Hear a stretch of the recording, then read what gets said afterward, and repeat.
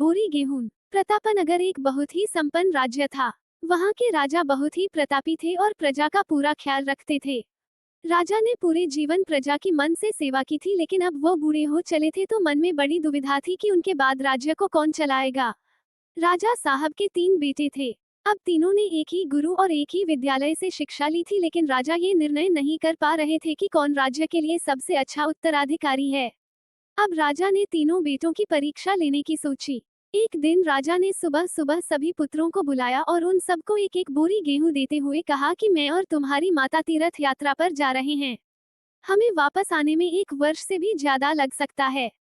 तुम तीनों की ये जिम्मेदारी है कि अपने हिस्से के गेहूं को संभाल के रखना, और जब मैं वापस लौटूं तो तुमको ये गेहूं की बोरी वापस लौटानी है।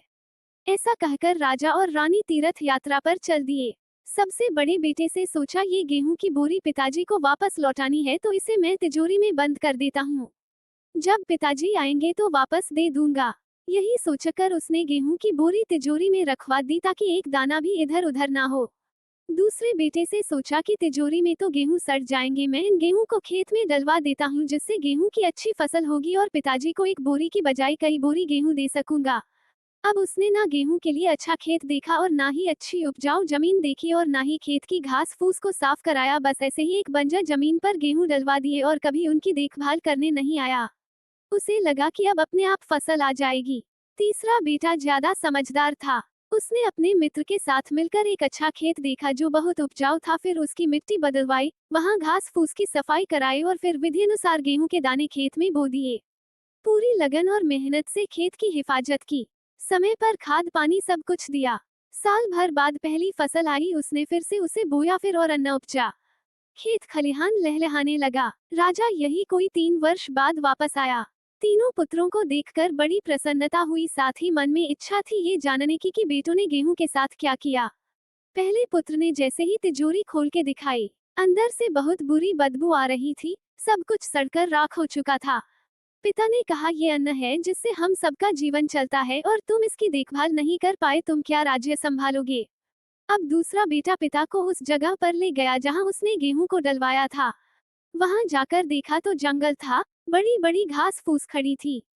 गेहूं का तो नामो निशान ही नहीं था।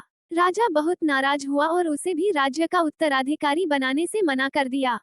अब तीसरा पुत्र पिता को अपने खेतों पर ले गया। वाह, दूर से ही एक अलग खुशबू आ रही थी।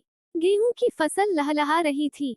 चारों तरफ हरियाली और जीवन था, और उस खेत से 50 बोरी से भी ज्यादा गेहूं उत्पन्न हो चुका था और आज भी खेत में फिर से फसल खड़ी थी। राजा का मन देखकर बहुत प्रसन्न हुआ और राजा ने तीसरे बेटे को अपने राज्य का उत्तराधिकारी बनाने का निर्णय लिया। दोस्तों, उस राजा की तरह भगवान ने भी हमें कुछ गेहूं संभाल के रखने को दिए हैं। वो गेहूं है हमारा जीवन, जिसे हम बेकार के कामों में नष्ट कर देते हैं।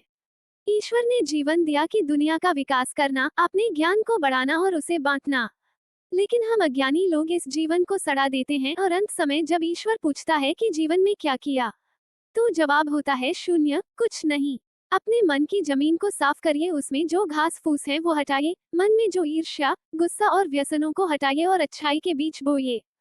फिर